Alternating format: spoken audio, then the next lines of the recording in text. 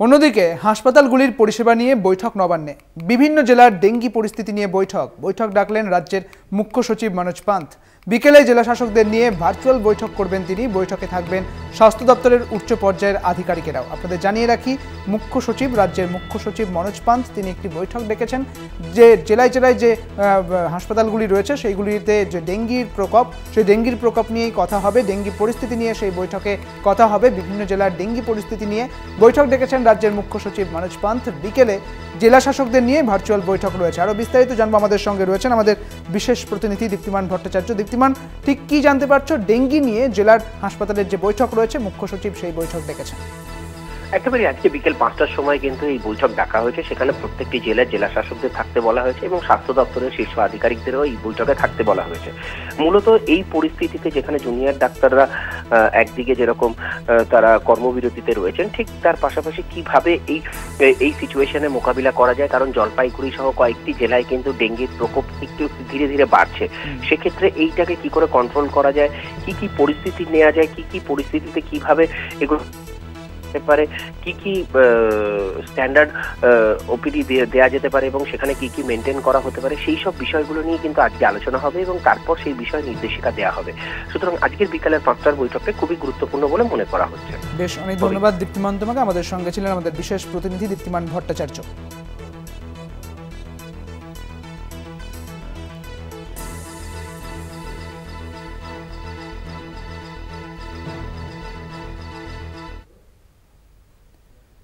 পাশাপাশি আবার আমরা নজর রাখবো আজকের বড় খবরগুলির দিকেই। সিবিআইয়ের পর এবার অ্যাকশনে নেমেছে ইডি।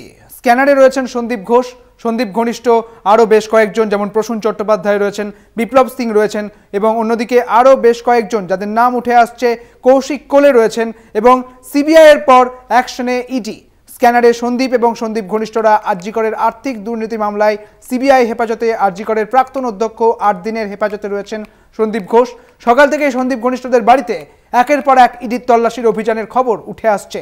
সন্দীপ ঘোষের বাড়িতে ইডির হানা যেমন চলছে বেলেঘাটাতে, হাওড়ার কৌশিক কোলের বাড়িতে ইডির তল্লাশি চলছে, হাওড়ার সাঁকরাইলে সন্দীপ ঘনিষ্ঠের বাড়িতে ইডির তল্লাশি চলছে যার নাম বিপ্লব সিং। অন্যদিকে সোনারপুরে প্রসূন চট্টোপাধ্যায়ের বাড়িতে ইডির তল্লাশি চলছে। অন্যদিকে হুগলিতেও কিন্তু ইডির তল্লাশি চলছে। সন্দীপ ঘোষের বাড়িতে ইডির তল্লাশি, হাওড়ার কৌশিক কোলের বাড়িতে ইডির তল্লাশি, সাঁকরাইলে সন্দীপ ঘনিষ্ঠ বিপ্লব সিং এর বাড়িতে ইডির তল্লাশি, সোনারপুরের প্রসূন চট্টোপাধ্যায়ের বাড়িতে ইডির তল্লাশি। প্রসূন চট্টোপাধ্যায়ের সঙ্গে ডিরেক্ট যোগ রয়েছে সন্দীপ ঘোষের, এমনটা জানা গিয়েছে।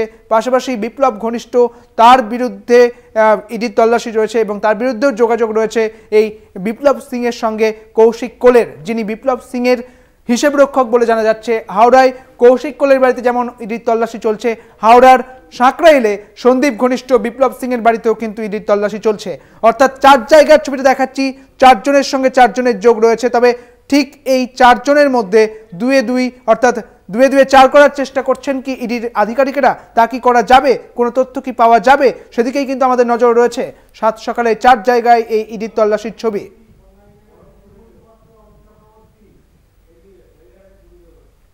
আমাদের সঙ্গে এই মুহূর্তে রয়েছেন তৃণমূল মুখপাত্র অরূপ চক্রবর্তী। অরূপবাবু, আপনাকে কলকাতা টিভিতে স্বাগত জানাই। আজ সকাল থেকে ইডির তল্লাশি চলছে, সন্দীপের বাড়িতে যেমন তল্লাশি চলছে, সন্দীপ ঘনিষ্ঠ আরও 4 জনের বাড়িতেও কিন্তু তল্লাশি চলছে। কিভাবে দেখছেন বিষয়টি?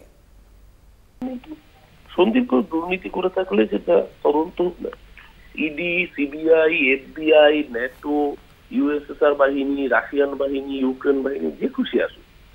তো বাংলার মানুষ তো বিচার চেয়েছে, জাস্টিস চেয়েছে। কেন জাস্টিস চেয়েছে? আরজিকরের ঘটনার জন্য। আসলে বিজেপি তো বিচার চাইনি, বিজেপি চেয়ার চেয়েছে। চেয়ার চাইতে গেলে তাহলে ওদেরকে অন্য গল্প সাজাতে হবে, দুর্নীতির অভিযোগ তদন্ত, সেটা নিশ্চয়ই হওয়া উচিত। কিন্তু বাংলার মানুষ প্রাইমারিলি চেয়েছিল ধর্ষণ এবং খুনের তদন্ত। সেই তদন্ত দেখবেন ধামাচাপা থাকবে, কারণ যে খুনি, যে ধর্ষক, তাকে কলকাতা পুলিশ 24 ঘন্টার মধ্যে অ্যারেস্ট করেছিল। এই সন্দীপ অ্যারেস্ট হয়েছে, তার সাথে ধর্ষণ ও খুনের কোনো প্রমাণ হয়েছে? দুর্নীতি, এই দুর্নীতিকে সামনে রেখে আগামী 1.5 বছর চলবে, 2 বছর চলবে, যতদিন না বিধানসভা নির্বাচন আসে। তারপর আবার গালে থাপ্পড় খাবে, আবার কিছুদিন নিয়ে ধামাচাপা করবে, তারপর আবার নতুন কোনো ইস্যু নিয়ে যা মাঠে নামবে।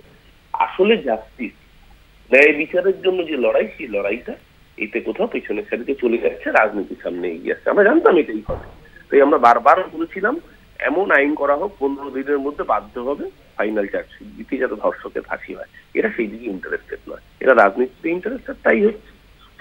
আর বিজেপির হাতে তামাক খাচ্ছে এখন সিপিএম।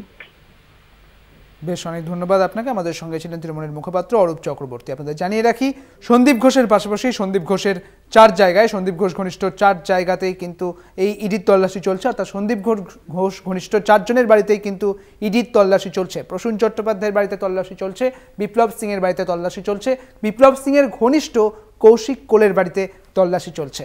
এবং 4 জায়গার ছবি আপনাদের দেখাচ্ছি। সন্দীপ ঘোষের বাড়িতে এই মুহূর্তে ইডির তল্লাশির ছবি আপনারা দেখতে পাচ্ছেন, যেখানে কেন্দ্রীয় বাহিনীরা তারা বাড়ির বাইরে রয়েছেন এবং ইডি আধিকারিকেরা প্রায় 3 ঘন্টা অপেক্ষা করার পর সন্দীপ ঘোষের বাড়িতে ঢুকতে পেরেছেন এবং সেই তল্লাশি তারা চালাচ্ছেন। এবং অন্যদিকে হাওড়ায় কৌশিক কোলের বাড়িতে, যিনি বিপ্লব সিংয়ের হিসেব রক্ষক নামে পরিচিত, তার বাড়িতেও কিন্তু তল্লাশি চলছে। এবং অন্যদিকে হাওড়ার সাঁকরাইলে সন্দীপ ঘনিষ্ঠ বিপ্লব সিংয়ের বাড়িতে তল্লাশি চলছে এবং পাশাপাশি সোনারপুরে প্রসূন চট্টোপাধ্যায়ের বাড়িতে তল্লাশি চলছে।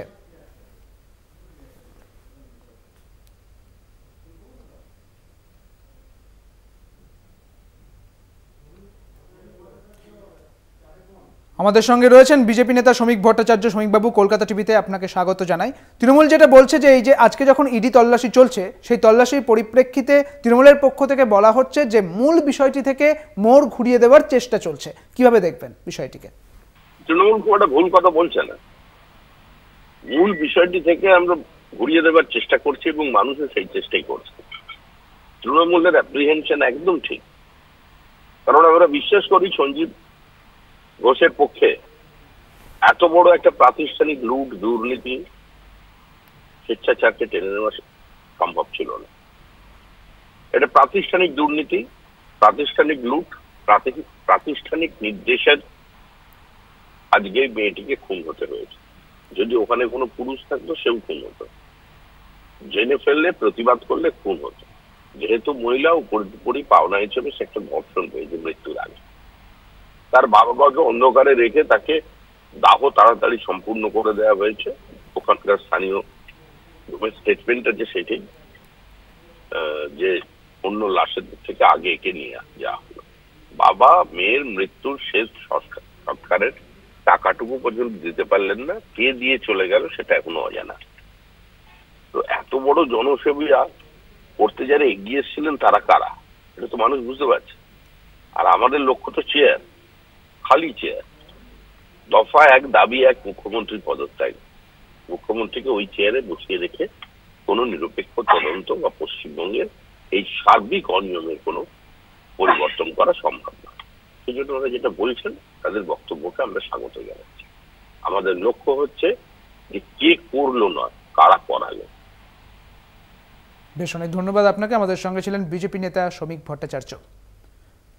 সেই সঙ্গে আপনাদের আরও একবার জানিয়ে রাখি, সোনারপুরে প্রসূন চট্টোপাধ্যায়ের বাড়িতে এই মুহূর্তে সেই ছবি আপনারা দেখতে পাচ্ছেন, যেখানে কেন্দ্রীয় বাহিনী তারা বাড়ির বাইরে রয়েছেন এবং অন্যদিকে ইডি আধিকারিকেরা তারা বাড়ির ভেতরে গিয়ে তল্লাশি শুরু করেছেন। এই প্রসূন চট্টোপাধ্যায়, যিনি সন্দীপ ঘোষের অ্যাসিস্ট্যান্ট হিসেবেই তার পরিচয় পাওয়া গিয়েছিল, এবং অন্যদিকে সন্দীপের সহকারী বাড়িতে যেমন তল্লাশি চলছে, পাশাপাশি সন্দীপ ঘনিষ্ঠ বিপ্লব সিংয়ের বাড়িতেও তল্লাশি চলছে এবং হাওড়ার কৌশিক কোল, যার সঙ্গে বিপ্লব সিংয়ের যোগসাজশ রয়েছে বলে জানা যাচ্ছে, এবং অন্যদিকে সোনারপুরে প্রসূন চট্টোপাধ্যায়ের বাড়িতে তল্লাশি চলছে। 4 জায়গার তল্লাশি। যদি তৃণমূলের পক্ষ থেকে বলা হচ্ছে যে এটি আসলে মোড় ঘোরানোর চেষ্টা। আমাদের সঙ্গে এই মুহূর্তে রয়েছেন কংগ্রেস মুখপাত্র সৌম্য এইচ রায়। সৌম্যবাবু, আপনাকে কলকাতা টিভিতে স্বাগত জানাই। তৃণমূলের পক্ষ থেকে বলা হচ্ছে আজকের যে ইডি তল্লাশি তা মূলত মোড় ঘুরিয়ে দেওয়ার চেষ্টা, অর্থাৎ মূল যে পুরো বিষয়টি, অর্থাৎ কে এই ধর্ষণের সঙ্গে জড়িত, সেই বিষয়টিকে সামনে না এনে এই আর্থিক তছরূপের ঘটনাটিকে সামনে আনা হচ্ছে। কিভাবে দেখছেন? দেখুন, আদালতের নির্দেশে সিবিআই তদন্ত করছে। আমরা সিবিআই কে বলেছি এবং আমরা বারবার এটা আশা রাখছি যে সিবিআই এই তদন্তের একদম গভীর পর্যন্ত যাবে। একটা আলাদা তদন্ত ইডি করছেন, ইডি একটা আলাদা সংস্থা, সিবিআই একটা আলাদা সংস্থা, দুটোই কেন্দ্রীয় সরকারের সংস্থা। দেখুন, আমরা পরিষ্কার একটা কথা বলতে চাই যে রাজ্য সরকারের পুলিশ 4 দিন ধরে তদন্ত করেছে, তার সেই সময় তারা এই সন্দীপ বাবুদের মতো মহিরুদের অ্যারেস্ট করেনি, সিবিআই অ্যারেস্ট করেছে। সারা বাংলার মানুষ, সারা ভারতবর্ষের মানুষ, সারা পৃথিবীর মানুষ মনে করছে যে আদালতের নির্দেশে এবং আদালতের তত্ত্বাবধানে সিবিআই তদন্তে আমরা আশা রাখছি যে আপাতত ওনারা এই তদন্তের গোড়া পর্যন্ত যেতে পারবেন এবং মূল কালপ্রিটদের ধরবেন। দেখুন, সিবিআই যদি আর ইডি যদি শুধুমাত্র দিকভ্রান্তের মতো এদিক ওদিক ঘুরে বেড়ায়, তাহলে ভবিষ্যতে আন্দোলনের মুখ তাদের দিকেও যাবে কারণ এই জাস্টিস ডিনায়েড যদি হয়, এই জাস্টিসকে যদি অবহেলা করা যায়, আর এটা নিয়ে যদি খামোখা রাজনীতি হয়, এটা নিয়ে যদি শুধু রাজনীতির পলিটিক্সের ধান্দাবাজি হয়, সেটা কিন্তু বাংলার মানুষ সহ কোনো রাজনৈতিক দল, আমার সাথে হাজার বিরোধিতা থাকতে পারে তৃণমূল বিজেপির, কিন্তু এই বিষয়ে, এই নির্যাতিতার বিষয়ে যদি কোনো রকম রাজনীতি এবং গাফিলতি এবং নজর ঘুরিয়ে দেওয়ার প্রচেষ্টা হয়, সে যেই করুক, সেটা পুলিশ যেমন তদন্ত ধামাচাপা দিতে চেয়েছে, পুলিশ যেমন তথ্য লোপাট করতে চেয়েছে, সিবিআই যদি সেরকম দিকভ্রান্তের মতো এদিক ওদিক করতে থাকে, তা বিগত দিনের তাহলে কিন্তু আন্দোলনের অভিমুখ পরিবর্তন হতে বাধ্য হবে। বেশ, অনেক ধন্যবাদ আপনাকে। আমাদের সঙ্গে ছিলেন কংগ্রেসের মুখপাত্র সৌম্য আইচ রায়। আপনাদের আরো একবার জানিয়ে রাখি, হাওড়ায় কৌশিক কোলের বাড়িতে এই মুহূর্তে আপনাদের যে ছবিটা দেখাচ্ছি, কৌশিক কোল, যার সঙ্গে বিপ্লব সিং এর যোগসাজশ রয়েছে। বিপ্লব সিং এর হিসেব রক্ষক হিসেবে তিনি পরিচিত। এই হাওড়া সাঁকরাইলে যখন সন্দীপ ঘনিষ্ঠ বিপ্লব সিং এর বাড়িতে তল্লাশি চলছে, পাশাপাশি বিপ্লব সিং এর ঘনিষ্ঠ কৌশিক কোলের বাড়িতেও কিন্তু তল্লাশি চালাচ্ছে ইডি আধিকারিকেরা, এবং পাশাপাশি এনফোর্সমেন্ট ডিরেক্টরেটের আধিকারিকেরা সন্দীপ ঘোষের বাড়িতে বেলেঘাটাতেও তল্লাশি চালাচ্ছেন। এবং অন্যদিকে সোনারপুরে প্রসূন চট্টোপাধ্যায়, সন্দীপ ঘনিষ্ঠ প্রসূন চট্টোপাধ্যায়ের বাড়িতেও কিন্তু তল্লাশি চলছে। এবং এই বিষয়টিকে সামনে রেখে ইতিমধ্যে রাজনৈতিক চাপানোতর শুরু হয়েছে। তৃণমূল কংগ্রেসের পক্ষ থেকে বলা হচ্ছে মোড় ঘোরানোর চেষ্টা চলছে, অর্থাৎ মূল যে কারণ, অর্থাৎ আরজি করের এই ঘটনাকে কেন্দ্র করে কে বা কারা এর সঙ্গে জড়িত, সেই ঘটনার কোনো তল্লাশি এখনো পর্যন্ত, সেই ঘটনার কোনো তদন্ত এখনো পর্যন্ত এগোয়নি বলে দাবি করছে তৃণমূল কংগ্রেস। এবং তারা বলছেন মূল ঘটনা থেকে মোড় ঘোরানোর চেষ্টা চলছে। এবং অন্যদিকে বিজেপির পক্ষ থেকে বলা হচ্ছে কে বা কারা করলো এটা নয়, কে বা কারা করালো এই বিষয়টি তদন্ত হওয়া উচিত, এমনটা বলা হচ্ছে। এবং এই রাজনৈতিক চাপানোতর এই বিষয়টাকে সামনে রেখে কিন্তু চলছে। এবং আপনাদের জানিয়ে রাখি, আজ 7 সকালে ইডি আধিকারিকদের হানা। সকাল থেকে সন্দীপ ঘনিষ্ঠদের বাড়িতে ইডি আধিকারিকদের হানা। শুধুমাত্র সন্দীপ ঘনিষ্ঠদের বাড়িতে নয়, আরজি করের প্রাক্তন অধ্যক্ষ সন্দীপ ঘোষের বাড়িতেও ইডির হানা। সিবিআইয়ের পর এবার ফুল ফর্মে অ্যাকশনে ইডি। এবার ইডি স্ক্যানারে সন্দীপ ঘনিষ্ঠদের বাড়িতে যেমন ইডির হানা চলছে, সন্দীপ ঘোষের বাড়িতে ইডির হানা চলছে। সন্দীপ ঘোষের বেলেঘাটার বাড়িতে ইডির হানা। আপনারা জানেন যে ইতিমধ্যেই আলিপুর সিবিআই বিশেষ আদালতের পক্ষ থেকে রায় দেওয়া হয়েছে, বিশেষ আদালতের পক্ষ থেকে বলা হয়েছে, নির্দেশ দেওয়া হয়েছে যে 8 দিনের সিবিআই হেফাজতে সন্দীপ ঘোষ।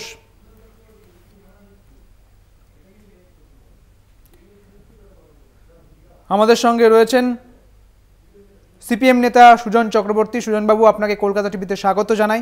আজকে ইডির তল্লাশি সন্দীপ ঘোষ সহ সন্দীপ ঘোষের ঘনিষ্ঠদের বাড়িতেও, কিভাবে দেখছেন বিষয়টি? তৃণমূল প্রশ্রয় দিয়েছে, বেআইনি সম্পদ তৈরি করতে দিয়েছে। কোনোদিন কেন বেআইনি সম্পদ তা নিয়ে প্রশ্ন তোলেনি, বাড়তে দিয়েছে। বেআইনি সম্পদ এবং তারপরে তার মানি ট্রেলিং, এটা দেখা তো ইডির কাজ। এটা দেখা যেমন ইকোনমিক অফেন্সিং রাজ্যের কাজ, রাজ্য সেই কাজ না করার জন্য ইডির ঘাড়ে সব পড়ছে, আর ইডি সেই চার্জ নিচ্ছে, করছে না বছরে বা বছর।